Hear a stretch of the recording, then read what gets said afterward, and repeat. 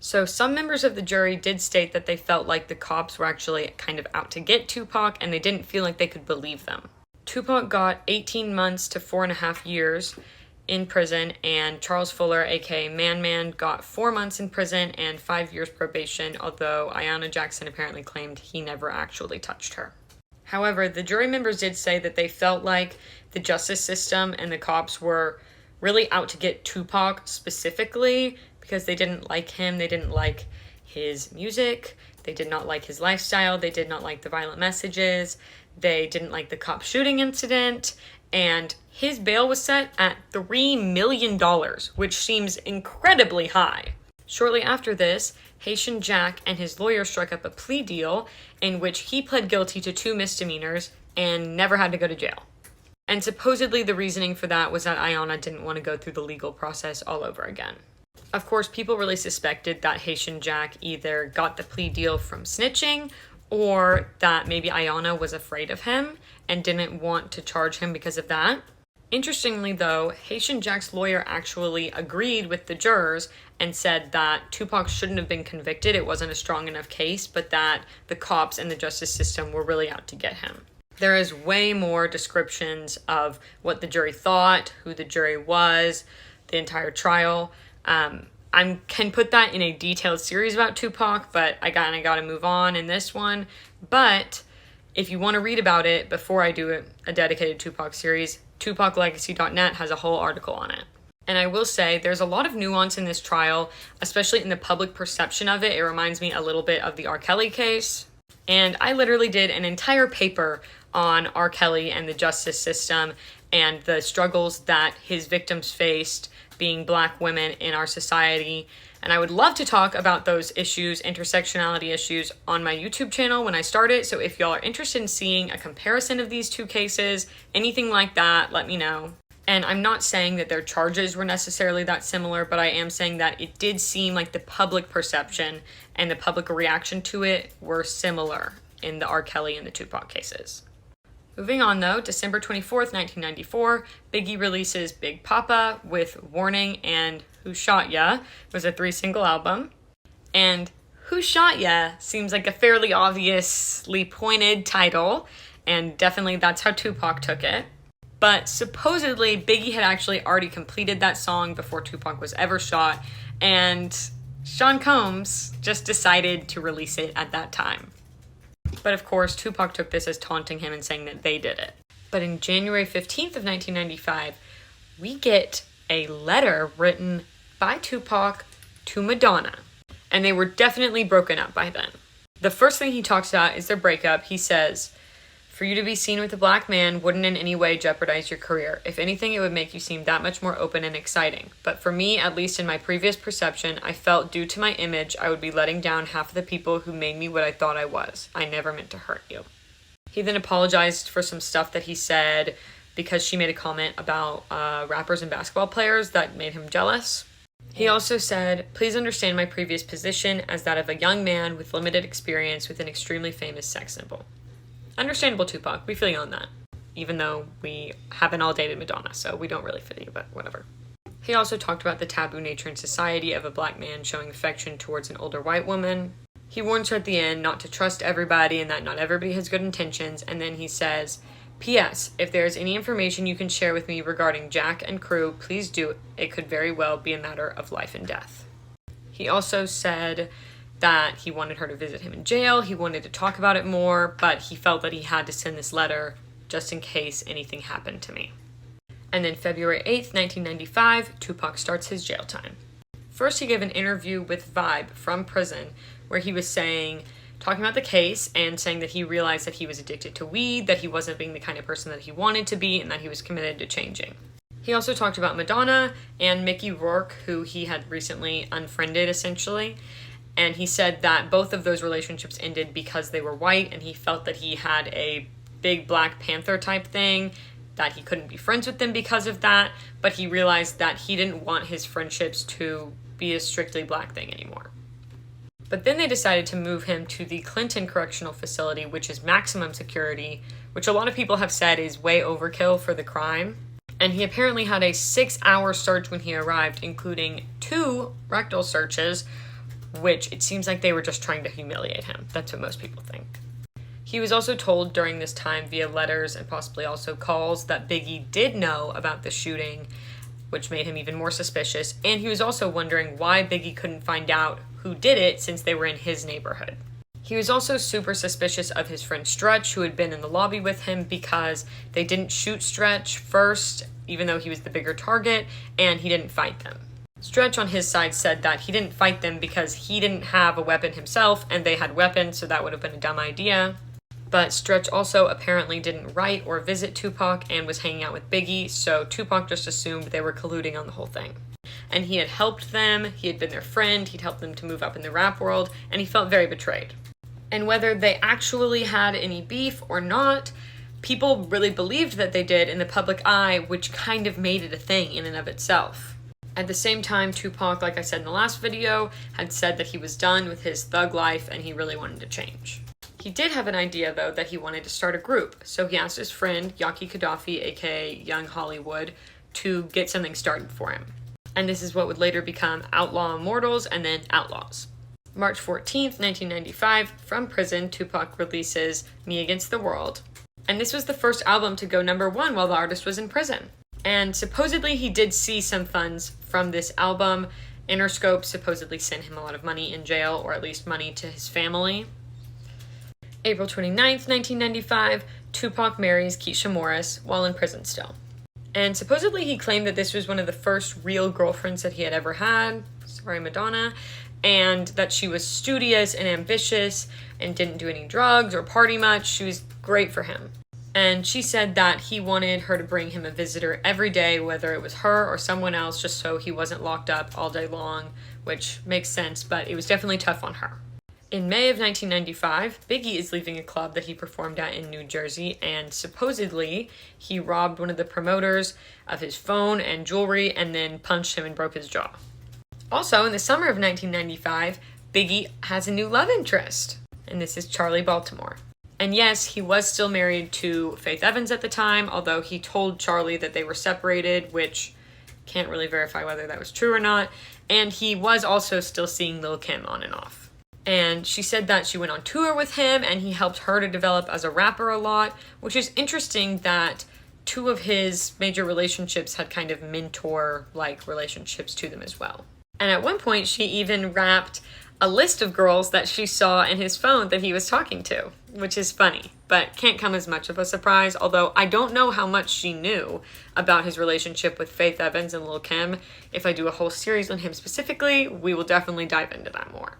Meanwhile, while in prison, Tupac asks Keisha, his now wife, to ask Suge Knight for help. And Suge Knight was the head of Death Row Records. And apparently he had his office painted red for the Bloods gang that he was heavily associated with. There was security at the door that would let some people in with weapons and some people not. And apparently most of the security were also people that were right out of prison and in gangs. And basically he just had a reputation for being a really hard individual. So as I said, Suge Knight was heavily associated with the Bloods gang. A lot of them were seen around Death Row Records. Some of them were employed by Death Row Records, or supposedly. He was also said to be violent, using scare tactics or being actually violent if necessary to get what he wanted, and also supposedly had some questionable business practices that he got away with based on those scare tactics. And let me just say that Death Row Records is a division of Interscope, which is associated with Time Warner and Universal, which is pretty crazy that some huge companies are associated with a record label with this kind of reputation. Although, is it that shocking? I don't know. And what did Interscope think of this, of Tupac kind of dealing with Suge Knight on the side? Well, of course, Death Row is a portion of Interscope, and they were kind of fine with it. They felt like Tupac was getting a little bit out of control and maybe Suge Knight could reel him in.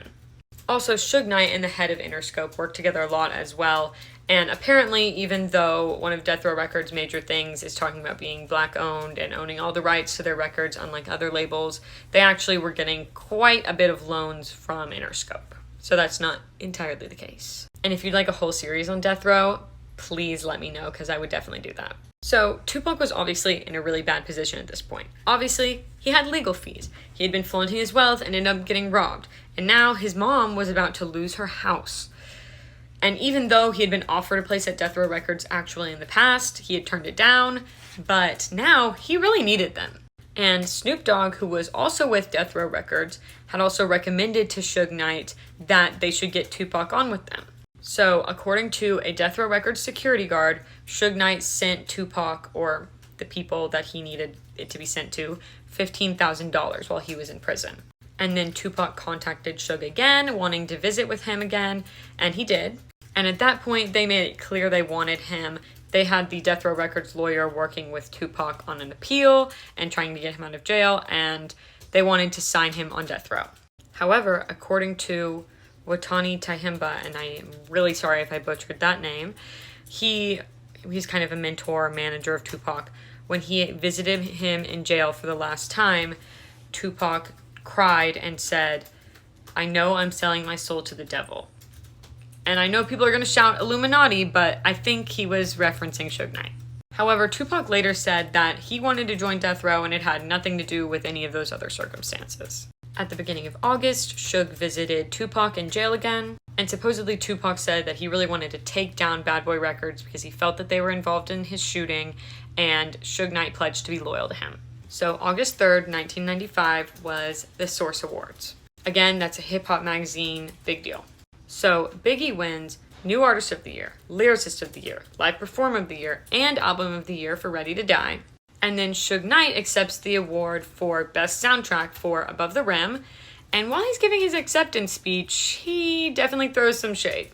Any artists out there want to be an artist and want to stay a star, and don't want to have to worry about the executive producer trying to be all in the videos, all on the record, dancing. Come to Death Row. And after that statement, as you could probably hear in the last part of that clip, a bunch of people booed. People were not a fan of the public statement indicting somebody. But then Snoop Dogg hit back. The East Coast don't love Dr. Dre and Snoop Dogg. The East Coast ain't got no love for Dr. Dre and Snoop Dogg and Death Row. Y'all don't love us. Y'all don't love us. Well, let it be known then. And this was really starting to solidify the beef that people were thinking was going on between Biggie and Tupac about the shooting. And then Puff came up to accept his awards and made a statement of his own. I'm the executive producer that a comment was made about a little bit earlier. But check this out. Contrary to what other people may feel, I would like to say that I'm very proud of Dr. Dre, of Death Row, and Suge Knight for their accomplishments. And all this East and West that needs to... Then after that, at the end of August, Junior Mafia releases Conspiracy, the album. And Junior Mafia at this point was Lil' Kim, MC Klepto, and then Lil C, Nino Brown, Chico Dovec, Capone, and Bugsy, who were also called the Sixes, and they were the ones who had known Biggie since he was a child, and then Trife and Larceny, who were also called the Snakes and were cousins. These were all long-term friends of Biggie, though, and all under the age of 20, and they were able to have music careers along with him. And they've said that this was something that he really wanted to do to help people from his neighborhood to come up too, especially those younger than him. And supposedly Biggie actually had an interview where he had stated that in the year 2000 he was planning on retiring his own career and focusing fully on managing Junior Mafia. October 12th, 1995, Suge Knight posts Tupac's bail. It was $1.4 million, and Tupac gets out of prison and they show up with a white limo for him. And supposedly the money actually was from Interscope, but Tupac definitely credited Suge Knight with this between the lawyer and the visitations. He definitely feels like Suge was the one who got him out of jail. And of course, Tupac is now on Death Row Records label and is working on music for them. And apparently in his contract with them, it also had Suge Knight becoming his manager and the Death Row lawyer becoming his lawyer. And that lawyer was said to actually also be a part owner and have immense influence within Death Row. So that's a huge conflict of interest. This is not a good place to be in if you're Tupac, honestly, because what Death Row says goes at that point. And even though he had made that epiphany in jail, supposedly, that he was over the thug life and he wanted to change and be better, once he was with Death Row, it was apparently the complete opposite. The thug life was all of the life and took over completely. And that's because Suge Knight was part of that lifestyle, and his friends were part of that lifestyle, and as his friends put it earlier, he was like a chameleon, which is so Gemini, it's crazy. He also annulled his marriage with Keisha Morris pretty quickly after being released, though the exact dates are kind of blurry, but she said she felt very much like she had been used, which does seem a little bit like what was going on there. And as for Biggie, by the time that Tupac gets out of jail, Biggie is super successful. On November 5th of 1995, an LAPD officer was investigated for working with death row. And then on November 30th, 1995, Stretch is killed in a drive-by shooting, exactly 1 year to the day after the Quad Studios shooting. And a lot of people, of course, suspected that this was Tupac's way of retaliating because he felt like Stretch didn't do enough. But Stretch had said that he thought that they were fine and they were still good friends. And others think that it was just some dealers that he had some issues with, so we don't really know. On December 6th of 1995, Biggie wins Rap Artist of the Year and Rap Single of the Year at the Billboard Music Awards, and here he is with Puff and Lil Kim. Then December 18th, 1995, after the MTV Awards, there is a Death Row Records after party. And a guy named Mark Anthony Bell, who worked with Sean Combs, aka Puff, was there, and supposedly Suge and Tupac brought him upstairs to interrogate him. And they were allegedly joined by 2 LAPD officers as well that joined in on this whole thing. And why were they interrogating him? Well, apparently Suge thought that Sean Combs, Puff, had something to do with his friend's death. So, allegedly, they beat him with champagne bottles, forced him to drink Suge Knight's pee, and tried to get him to tell them Sean Combs' address for retaliation. And he ended up suing them for this, and they settled it for $600,000. But this is really just an example of the way that Suge Knight supposedly influenced Tupac to do things that were violent, crazy, stuff he wouldn't have done otherwise. So February 13th of 1996, Tupac releases All Eyes on Me. And this was a super successful album and also the first feature of Outlaw Immortals. This group was Big Malcolm, Syke, K-Dog, Mapreem, Muda, Bruce Washington, and Young Hollywood. And they all had names in the group based on foreign leaders that America didn't like. And they did one track all as a group, and then they also had solo features. And obviously the success of this album was also very helpful in him taking care of his family, because he had a lot of pressure on him to take care of his family, as I think most famous people do. But after the album release, K-Dog and Syke actually decided to leave Outlaw Immortals, and Donna Hunter joined the group, and that is when they changed their name to just Outlaws, which apparently stands for Operating Under Thug Laws as Warriors, with a Z. February 28th, 1996, Tupac wins 2 Grammys for Dear Mama and Me Against the World, the album. And this is also around the time that Tupac decided that he wanted to start his own record company and call it Euthanasia. And supposedly when he was trying to get financial information from Death Row to organize his stuff, they would not send it and they just kept sending him gifts, which was sketchy. And his friend told him that, but Tupac said that he knew what he was doing. So it does seem like though he was trying to separate from Death Row Records at this point. And he had another lawyer, not Kenner, the Death Row Records lawyer, another lawyer that he kept on anyways because he wasn't stupid and he knew he needed a lawyer for him, just himself, no Death Row interests. That lawyer said that his plan was to separate from Death Row and have his own thing, but also try and stay on Suge Knight's good side. On March 23rd of 1996, Biggie is leaving a club and he gets into a fight with a couple of people who were asking for autographs. Supposedly, the fans got into a cab and tried to go away, but Biggie and his friend followed them and ended up smashing the cab's windows in. And then, of course, Biggie and his friend were arrested for assault for that. March 29th, 1996, it was the Soul Train Awards, and Tupac won the award for Best Rap Album for Me Against the World. Biggie also won an award. He won R&B Soul or Rap Song of the Year for the One More Chance Stay With Me remix. And both Death Row and Bad Boy were sitting in the VIP section because they're both huge names at this point, and a fight broke out. And apparently both sides had firearms on them. And according to the cops who arrived, there were multiple known gang members there, as well as armed security guards, including some off-duty LAPD officers that were working for Death Row. In March of 1996, Tupac also does an interview with The Source and claims that he had relations with Biggie's wife, Faith Evans.